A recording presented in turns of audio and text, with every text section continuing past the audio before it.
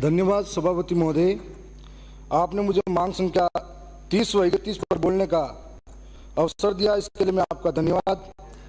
साथ ही मैं वर्तमान सरकार को भी धन्यवाद देना चाहूँगा कि जनजातीय क्षेत्रीय विकास के लिए आपने पूर्व में 500 करोड़, फिर 1000 करोड़, इस बार 1500 करोड़ की इसमें बढ़ोतरी हुई है। इसके लिए मैं धन्यवाद दूंगा। साथ में इस बात का भी धन्यवाद दूंगा कि हमारे पूर्व के भासिया, सरपटा और डूंगर बरंडा और कालीबाई, इनके लिए भी आपने शहीद स्मारक बनाने के लिए बजट में प्रावधान दिया है। साथ में आज इस राजस्थान की सर्वोच्च महापंचायत के अंदर खड़ा होकर मैं बोल रहा हूं, जहां पर पक्ष और विपक्ष का ध्यान मैं इस तरफ आकर्षित करना चाहूंगा कि आज आदिवासी जो इस देश के, जब कोई धर्म नहीं था, जब इस देश का नाम भारत नहीं था, संविधान का निर्माण नहीं हुआ था, तब से रहता आ रहा है। अंग्रेजों के समय में भी, अंग्रेजों से आजादी की लड़ाई जब भारत देश आजाद हुआ उससे पहले लड़ते आए, बिरसा मुंडा के नेतृत्व में उन्होंने लड़ाई लड़ी है। उसके बाद में मेवाड़ का इतिहास जब सामने आता है तो इतना गौरवशाली इतिहास है, जहां पर राणा प्रताप का नाम महाराणा पड़ता है तो वहां के वीरों की वजह से पड़ता है। इतने गौरवशाली इतिहास के अंदर भी हम लोगों का कदम कदम पर साथ रहा है देश की आजादी में। परंतु मैं कहना चाहता हूं कि सरकारें आई गई, सबने आदिवासियों को वोट बैंक के नाम पर इस्तेमाल किया, लेकिन आज आदिवासियों की वास्तविक स्थिति क्या है? क्या आदिवासी धीरे धीरे आर्थिक रूप से, सामाजिक रूप से, सांस्कृतिक और शैक्षणिक रूप से धीरे धीरे हांसे की ओर धकेल गया? करोड़ों का बजट आया, लेकिन आदिवासियों की स्थिति वैसी की वैसी है। 5 जनवरी 2011 कैलाश बना महाराष्ट्र, सुप्रीम कोर्ट का जजमेंट कहता है कि इस देश का मूल मालिक आदिवासी है, लेकिन आदिवासियों की हालत मजदूर जैसी बन गई है। आज वहां रोजगार की कोई व्यवस्था नहीं है। ऐसी व्यवस्था के अंदर उनको धीरे धीरे पलायन करना पड़ता है, 100-200 के लिए इधर उधर तरसना पड़ता है।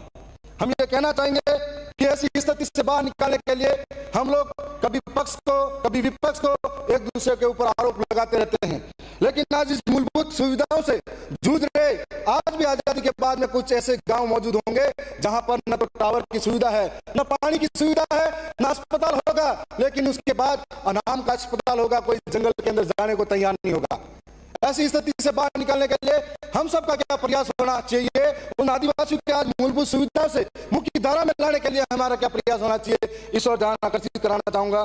साथ में ये कहना चाहूंगा कि आदिवासियों के लिए संविधान के अंदर 5वीं अनुसूची का प्रावधान दिया गया है। मैं उससे पहले यह भी जिक्र करना चाहूंगा कि सरकार आई गई, लेकिन आदिवासियों के साथ में हमेशा धोखा हुआ, कुटाराघात इस बात का हुआ कि हमेशा विकास के नाम पर आदिवासियों को इस्तेमाल किया गया। कभी राजस्थान के अंदर नारा तो जोर से चलता है, एक पेड़ मां के नाम, तो दूसरी ओर हसदेव राजस्थान के नाम कर दिया गया। कोयले के नाम पर वहां से जंगलों को काटा गया, हजारों आदिवासी विस्थापित किए गए और आदिवासियों के वहां पर हाथियों का घर कहा जाता था। अध्यक्ष सभापति महोदय, आज वो हाथी गांवों में घूमते हैं।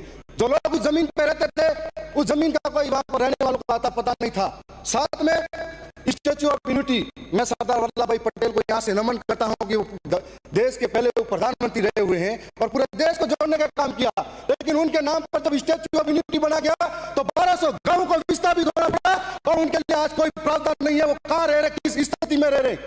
कभी डैम बनाया गया तो डैम के नाम पर आदिवासी को विस्थापित किया गया, तो कभी खनन के नाम पर आदिवासी को वहां से विस्थापित किया गया, तो उनकी ऐसी स्थिति हुई।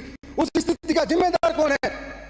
सरकार यहाँ पर अंधी बहरी गूंगी होकर सुनती रहती है। आदिवासी के नाम पर वोट बैंक लेने के लिए फोटो खिंचवा के आ जाएगी, आदिवासियों के सम्मान के नाम पर बड़ी बड़ी बातें होती है, लेकिन आज इस पीड़ा को समझेगा कौन? आज अखबारों के अंदर हम देखते हैं कि 6-6 महीने के नवजात को बेचा जाता है। तब इस बात को सोचना पड़ेगा कि अपने कलेजे के टुकड़े को कौन बेचना चाहता है?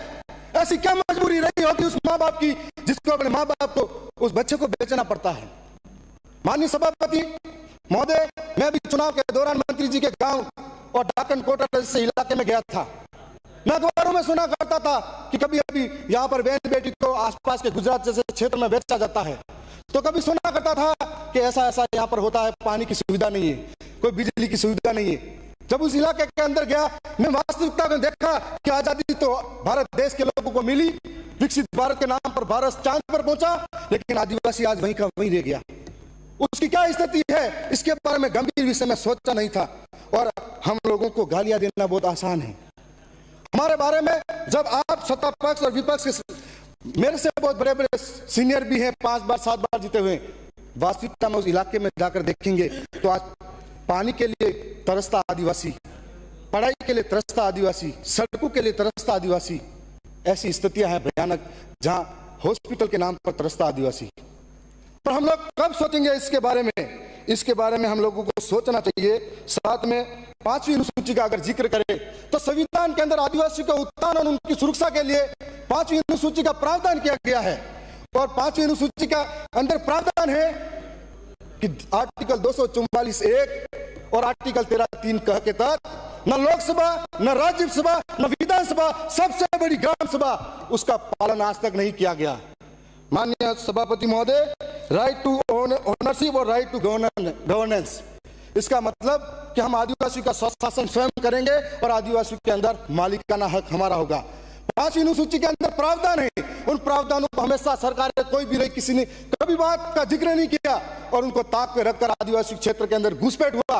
आदिवासी के अंदर ग्राम सभा का प्रावधान है कि इसके अंदर इतने बड़े कानून लागू हैं कि हमारी ग्राम सभा के बिना परमिशन के कोई कलेक्टर भी अंदर पांव नहीं रख सकता। इतने बड़े, मैं नहीं कह रहा हूं, ये संविधान की 5वीं अनुसूची बोल रही है और मैं 5वीं अनुसूची का जिक्र कर रहा हूं। माननीय सभापति महोदय, आज बात करें 5वीं अनुसूची की,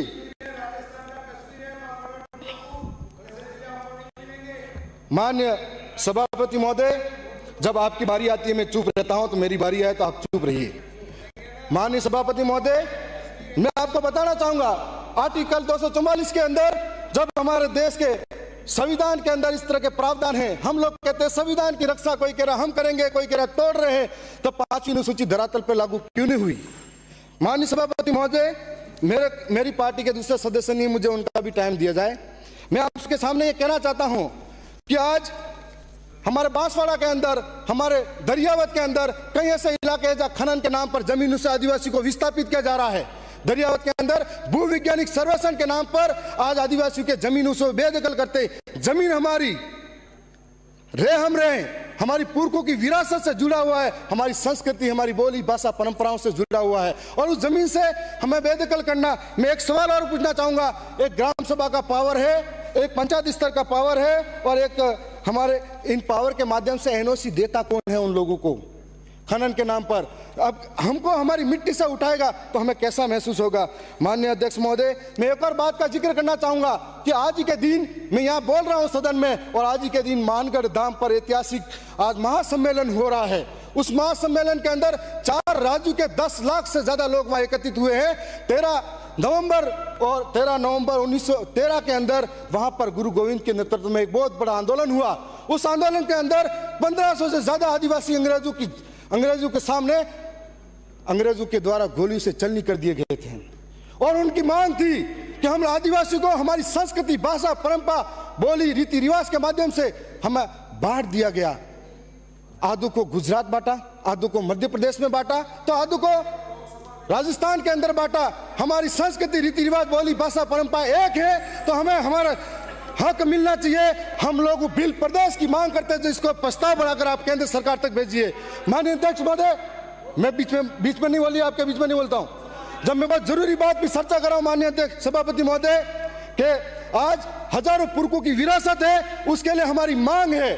आज इस मांग को अगर आप पूरी करते हो, मैं किसी जाति के आधार पर नहीं मांग कर रहा हूं, गुजराती के आधार पर गुजरात का नाम पड़ा, मराठी के नाम पर महाराष्ट्र बनता है, तो पंजाबी के नाम पर पंजाब बनता है, तेलुगु के आधार पर तेलंगाना बनता है, तो बिली बोली के आधार पर बिल प्रदेश भी बन सकता है। और इसके माध्यम से कहना चाहता हूं कि आपके माध्यम से कहना चाहता हूं, बिल प्रदेश की मांग आप रखे जाए।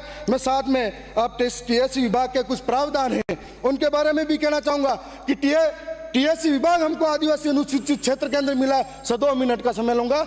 इसके अंदर हम लोगों की समस्या क्या है वो आदिवासी समझ सकता है। उस इलाके के अंदर हम रहते हैं, तो फिर टीएससी का अध्यक्ष दूसरा क्यों हो सकता है? टीएससी का अध्यक्ष भी आदिवासी होना चाहिए। साथ में ये कहना चाहूंगा कि टीएससी के अंदर जो प्रावधान है उसके साथ में भी कई बार, माननीय सभापति महोदय, मैं लास्ट में इतना ही कहूंगा, एक दो लाइन। जो 1931 के अंदर हमारे को धर्म कोड मिला हुआ था, पृथक आदिवासी अलग था, 1951 में हमारा धर्म कोड था, उसको खत्म किया गया। मैं लास्ट में एक लाइन से खत्म कर दूंगा। आदिवासी मेरा धर्म है, जोहार मेरा अभिवादन है, प्रकृति मेरी पूजा है, तीर कमान मेरी पहचान है, अम्बेडकर बिरसा मेरा स्वाभिमान है, भील प्रदेश मेरा अधिकार है और इस अधिकार को हम लेके रहेंगे। जय जोहार, जय आदिवासी, जय भील प्रदेश। प्रमिला खड़िया।